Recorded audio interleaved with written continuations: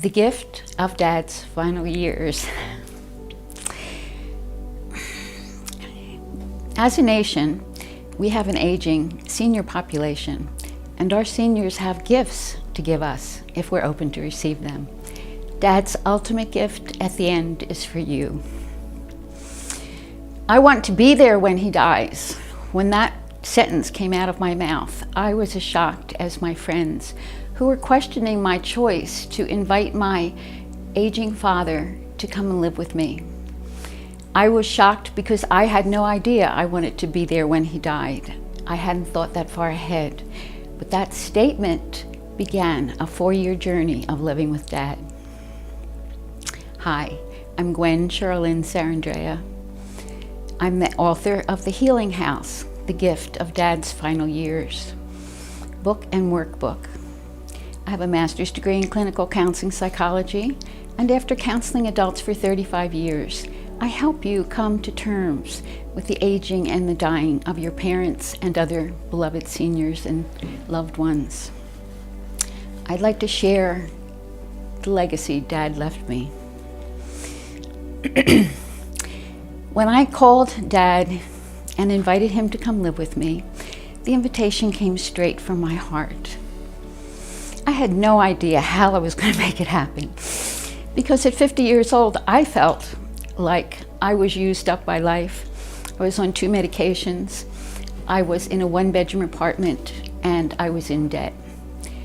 But you don't have to know how something will happen. What's necessary is to make a commitment, and the how will show up. You will draw on resources inside you, and you will grow to meet the challenge. When Dad got off the airplane from Philadelphia, he was 80 years old, and he looked like an old man. He'd been sitting in front of the TV with his brother for 3 years. He taught me you can start a new life at any age. He left everything he had known his whole life to start a new life in California. We bought a 1914 old house, badly in need of renovation. We needed a 3-bedroom, 2-bath house because I needed a private office and he needed a master bathroom. But all we could afford was 2 bedrooms and 1 bath. I saw the whole remodel in my mind before we put in the offer. There was a bedroom in the back and an old kitchen separated by a middle door, and in the front was a 2nd bedroom that would become Dad's, and a large living room, bathroom. If we took the kitchen out of the back and put it in the front of the house, I could then convert that to my private office, and we could build a master bathroom for him later. That way, when the door was closed, he had his own apartment in the front. 3 days after Dad arrived, I looked out the window and a shot of fear went through me. He was up on an old wooden ladder, rickety, that was left by the previous owners. He had a rusty old saw in his hand, and he was trying to cut a dead branch off a dead tree. I calmed myself and I went outside and I said, "Okay, Dad, come down, it's time for lunch." And I took the saw out of his hand, got him on the ground, and I said, "You know, I am so glad you are here with me, and you're in good shape. But if you fall off of an old ladder, you could break a hip and be in a wheelchair or in a lot of pain. So I want to make a rule that you just stay on the ground. We'll call the tree guy and he can climb and he can cut." And Dad went, "Oh, good. I didn't want to do manual labor anyway." So I learned to talk to him, find out what his priorities were. I really learned the true meaning of partnership, mutual respect, and a generous heart.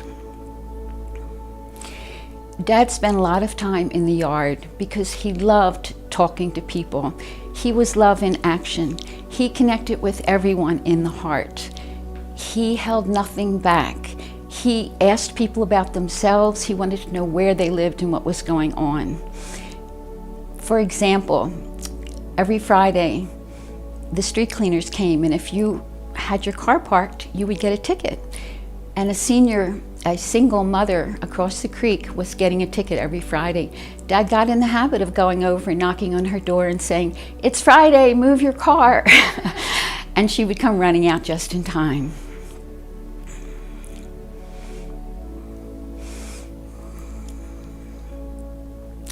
In 6 months, Dad looked and felt 20 years younger.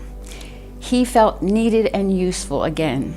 He took 2 walks a day. He had a sparkle in his eye, and his step was springing.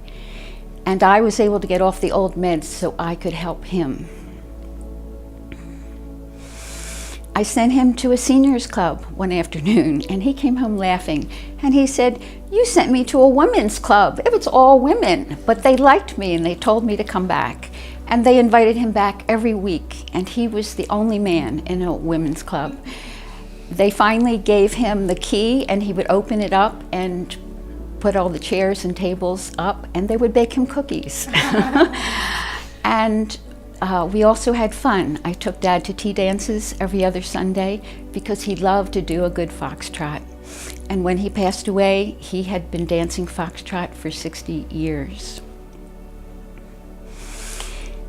Remodeling that house became a metaphor for the individual transformation we both went through and our relationship together.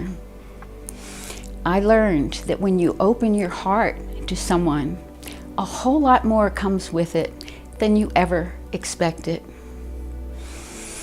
Because I wanted to give Dad a loving home, I received a beautiful home full of love.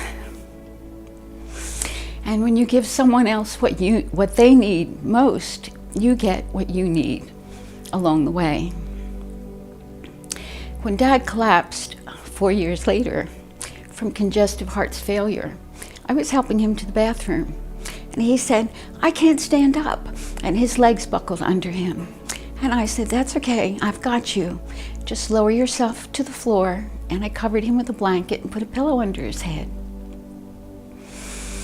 And I sat down on the floor with him, and this was just a very sweet moment between us, deciding what are we going to do next. I said, "I know, I'll call the fire department and ask if they can send 2 strong men over and lift you up and put you back in bed." He said, "That's good, no sirens." I was like, "Yes." So that's what they did. He said, "Boy, when they picked me up and put me back in bed, I felt light as a feather." I went in and called my sister Carol in Southern California to tell her he had collapsed and that a doctor said he was dying. She was on the next plane and spent 36 hours with him before he went into a coma. We called hospice so he could die at home. They were invaluable. They set up a hospital bed in the living room. Dad had signed a living will saying he did not want to be kept alive artificially. Carol took over his care. She gave him his medications and massaged him. 2 o'clock in the morning, after receiving his medication, he was moaning so loud that she called hospice, the nurse, and put the phone to Dad's mouth so the nurse could hear how loud the moans were. And the nurse immediately sent morphine over in the middle of the night to the house to ease his suffering. After more than a week, Dad was skin and bones. I had no idea how he was still alive. I went into meditation and said, "What is he learning?" And the answer came, he was learning to receive all the love he had given. He had taken care of his aging and dying parents, and his mom was 92 when she passed. He also took care of our mother, who was in a wheelchair for 3 years after her stroke. I waited until my 3-hour shift, when Carol would be sleeping because she'd get up with him in the middle of the night. I began to work with his energy field, seeing it and moving it with my hands. And I talked to him the whole time. I told him, the greatest accomplishment of your life is that everyone loved you. And you are afraid to leave this body because you think that's all there is. Your parents were farmers. You believed everything your 5 senses told you. But your eyes are closed now. See what I see. And I put my forehead to his forehead. And I saw this beautiful tunnel of light filled with radiant angels, wings outspread, and they were singing. And I said to him, "You can never die. You are a spirit of light. All you have to do is drop this old, frail body like a worn-out suit of clothes and cross over into the light. The angels are here to take you home. I finished healing his energy and I went to bed at 12:30. In the morning, he was gone. They removed the body. Hospice took their equipment away. And then the greatest gift happened after his death. Later that day, I went into meditation and I saw this vision of Dad alive and glorious in his spirit body. He was grinning. He was full of love. He had two golden beings on either side of him. Tears just streamed down my face. I felt exalted at the privilege of witnessing this vision. Joy came in and stayed with me for 2 whole weeks before I finally began to mourn my loss. The fact that we are spirits who never die, living in bodies that do, is so central to an understanding of who we really are. You are a spirit of light that can never die. If you really take that in, how will that change your life? Who will you become? And what will you do differently? I keep sharing this story with people coming to terms with death, because I know from my experience that the physical body dies, but life continues. I've seen the vision, and I'll never forget it. If you would like ongoing support with the aging and dying of your loved ones, look for The Healing House, The Gift of Dad's Final Years on Amazon.com. Thank you.